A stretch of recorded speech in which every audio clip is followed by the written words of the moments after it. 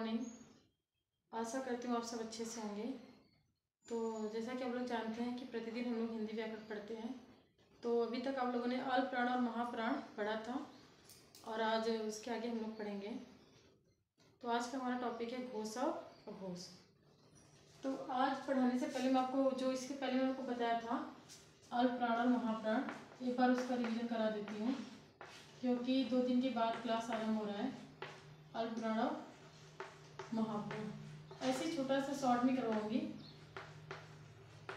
अल्पप्राण और महाप्राण। तो अल्पप्राण किसे कहते हैं?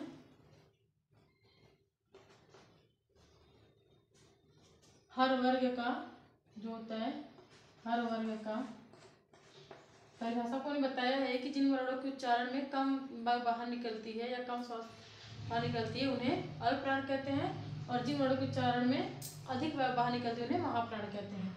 और ऐसे आपको इम्पोर्टेंट होता है कि हर वर्ग का मतलब जो क वर्ग, च वर्ग, ट वर्ग, प वर्ग, प वर्ग है उसमें कि हर वर्ग का पहला,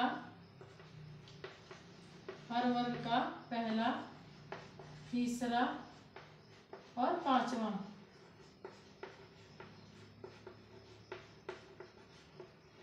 हर वर्ग का पहला, तीसरा और पांचवा वर्ण,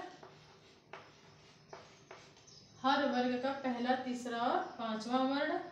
और क्या था?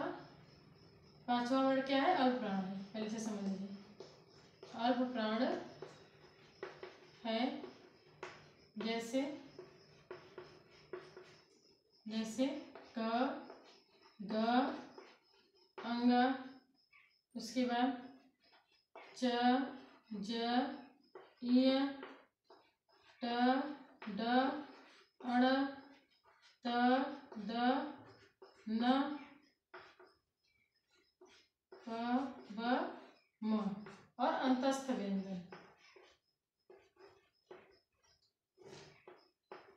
अंतस्थ व्यंजन, अंतस्थ व्यंजन कौन से थे? य, र, ल और व। ये सिर्फ रिवीजन है आपका, ठीक है। य, र, ल और व। और क्या था इसमें? पूरा पूरा क्या था? स्वर, ठीक है। क, अंग, ज, ज, ट, ड, ण, त, द, न, प, ब, म। अंतस्थ व्यंजन और प्लस पूरा स्वर आपका क्या है? अल्पप्राण है। ये सिर्फ रिवीजन है, शॉर्ट में मैंने को बता दूं आपको। और महाप्राण में क्या था? हर वर्ग का दूसरा और चौथा, दूसरा और चौथा, दूसरा और चौथा, दूसरा और चौथा वर्ण क्या है? महाप्राण है, महाप्राण है। जैसे ख और घ, छ और झ, ठ, ढ, थ, ध, फ, भ। ये सभी क्या है? और इसके बाद प्लस ऊष्म व्यंजन, ऊष्म व्यंजन, ऊष्म व्यंजन क्या है आपका? जैसे बड़ा स, मूर्धन्य स, छोटा सा और ह। ये सभी क्या है? आपके महाप्राण है। बहुत ही सरल है। हर वर्ग का पहला, तीसरा, पांचवा वर्ण, पूरा अंतस्थ व्यंजन य, र, ल, व, पूरा स्वर आपका अल्पप्राण है। और हर वर्ग का दूसरा और चौथा और ऊष्म व्यंजन आपका क्या है? महाप्राण है। ये सिर्फ और सिर्फ रिवीजन की तरफ मैंने आपको बताया है ताकि एक बार आपको मतलब, क्योंकि बहुत ही महत्वपूर्ण है अल्पप्राण और महाप्राण, बहुत ही महत्वपूर्ण है। अब हम पढ़ेंगे घोष और अघोष, जो कि आज का टॉपिक है मेरा। तो घोष किससे कहते हैं? जिन व्यंजन वर्णों के उच्चारण में स्वर तंत्रियां झंकृत होती हैं उन्हें घोष कहते हैं। स्वर तंत्रियां झंकृत होती हैं उन्हें घोष कहते हैं, और जिनमें केवल नाद का प्रयोग होता है। तो यहाँ पे मैं लिखती हूँ, एक मिनट, हो गया। तो यहाँ पे मैं लिखती हूँ आपका कि जिन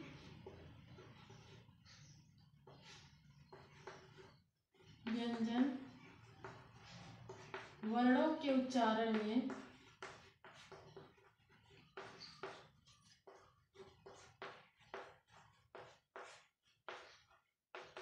जिन व्यंजन वर्णों के उच्चारण में स्वर तंत्रियां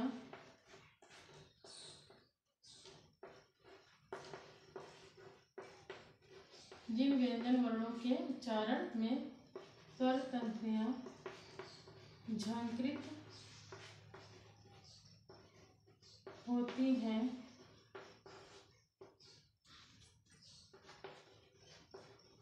उन्हें क्या कहते हैं?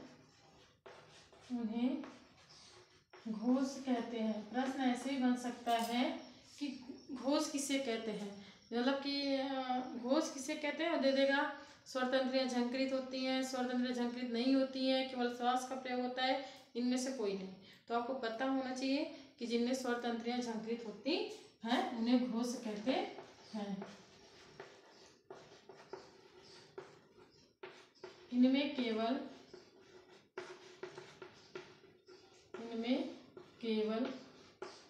किसका प्रयोग होता है? नाद का प्रयोग होता है, याद रखिएगा।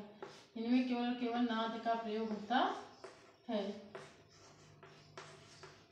इनमें केवल नाद का प्रयोग होता है।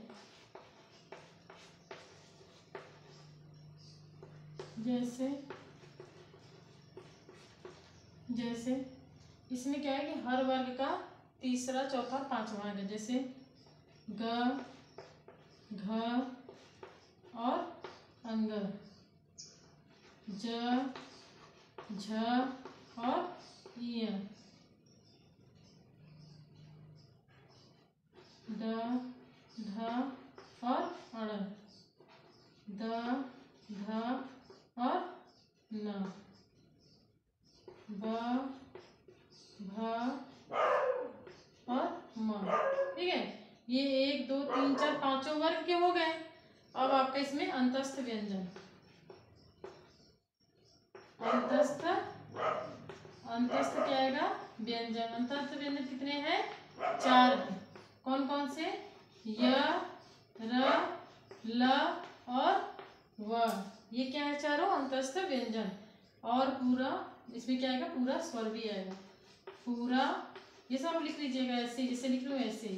पूरा स्वर और ह भी आता है, ऊष्म व्यंजन का ह। ठीक है, ऊष्म व्यंजन का ह क्या है? क्या आता है? किसमें? घोष में आता है। इसको याद रखिएगा। ठीक है, मतलब प्रत्येक वर्ग का तीसरा, चौथा, पांचवा अंतस्थ व्यंजन, पूरा स्वर और ह।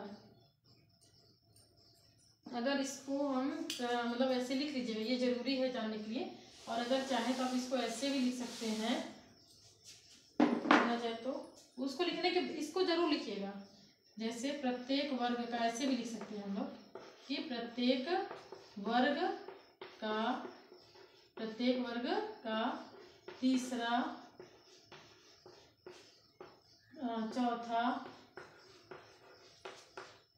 चौथा और पांचवा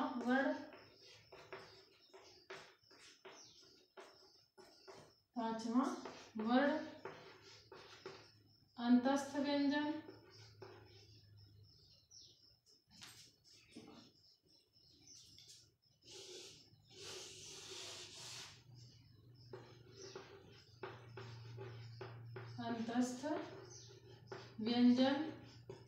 अंतस्थ व्यंजन आप लोग को पता ही है, य, र, ल, व। जैसे एक बात बता रहे कि वैसे भी लिख लीजिए और ऐसे भी लिख लीजिए कि प्रत्येक वर्ग का तीसरा, चौथा, पांचवा अंतस्थ व्यंजन, पूरा स्वर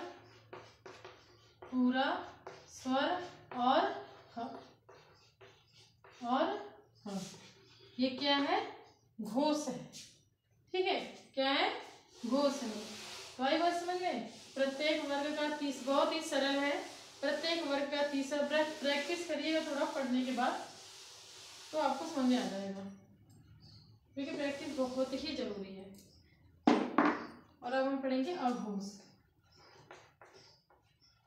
अघोष तो जिन व्यंजन वर्णों के उच्चारण में स्वतंत्र झंकृत होती है उन्हें घोष कहते हैं। और इनमें लिखिए कि जिन इसमें झंकृत नहीं होती है, ये याद रखना है। इसमें झंकृत होती है स्वतंत्र और इसमें झंकृत नहीं होती है। जिन व्यंजन वर्णों के उच्चारण में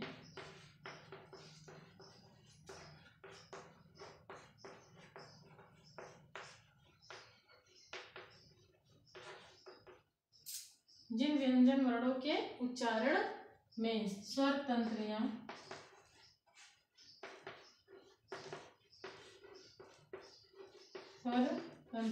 झंकृत नहीं होती हैं, झंकृत नहीं होती हैं,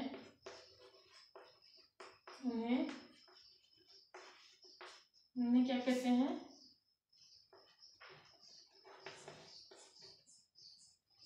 अघोष कहते हैं। उन्हें अघोष कहते हैं। ठीक है, उनमें केवल क्या होता था? नाद का प्रयोग होता था और इनमें केवल श्वास का प्रयोग होगा। देखिए, इनमें केवल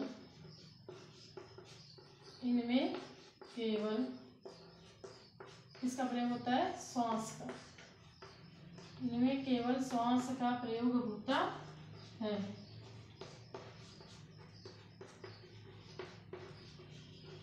इनमें केवल श्वास का प्रयोग होता है। जैसे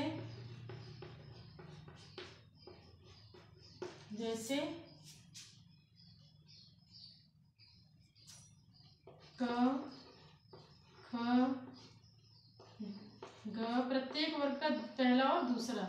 घ, सॉरी गलत हो गया, ग तो उसी में आएगा, गलत हो गया। क, ख, छ आएगा। च और छ, ट और ठ, क, च, ट, त और थ, प और प। ठीक है, उसमें क्या था कि इस घोष में प्रत्येक वर्ग का तीसरा, चौथा, पांचवा वर्ण, इसमें क्या है? प्रत्येक वर्ग का पहला और दूसरा। और उसमें व्यंजन कितने होते हैं? 4 होते हैं, लेकिन इसमें 3 ही आएंगे, ये भी याद रखिए, क्योंकि ह ऑलरेडी आपका घोष में आ गया है। तो बड़ा स, मूर्धन्य स और छोटा सा। ठीक है, ये घोष है। तो इसमें लिख लीजिएगा कि प्रत्येक वर्ग का, इसके नीचे ही प्रत्येक वर्ग, ऐसे भी लिख सकते हैं, वैसे भी लिख सकते हैं। अब बस समझने की वो है कि आपको जैसे सरल लगे समझने, बस आप वही समझिए। प्रत्येक वर्ग का दूसरा और चौथा वर्ण, दूसरा और सॉरी, आज थोड़ी सी मिस्टेक ज़्यादा रही, मतलब ध्यान कहीं और है। प्रत्येक वर्ग का पहला और दूसरा वर्ग, मैं महाप्राण को बता दूँगी। प्रत्येक वर्ग का पहला और दूसरा, पहला और दूसरा वर्ग। ठीक है, दूसरा वर्ग ऊष्म व्यंजन, ऊष्म व्यंजन बोल रही हूँ ना, तो उससे समझ जाइएगा। यहाँ पे ना दिखे साफ तो ऊष्म व्यंजन में क्या आएगा? ऊष्म व्यंजन श, श, स। ह नहीं आएगा क्योंकि ह आपका घोष है। तो अघोष में केवल श्वास का प्रयोग होता है और घोष में नाद का प्रयोग होता है। प्रश्न ऐसे ही पूछ सकता है कि नाद का प्रयोग होता है, घोष है, अघोष है, दोनों है, या इनमें से कोई नहीं है, और कुछ भी करके ऐसे 4 ऑप्शन दे देंगे। तो आपको पता होना चाहिए कि वो क्या है। जिनमें नाद का प्रयोग होता है वो घोष है, श्वास का प्रयोग होता है वो अघोष है। ठीक है, तो आज के लिए बस इतना ही। धन्यवाद।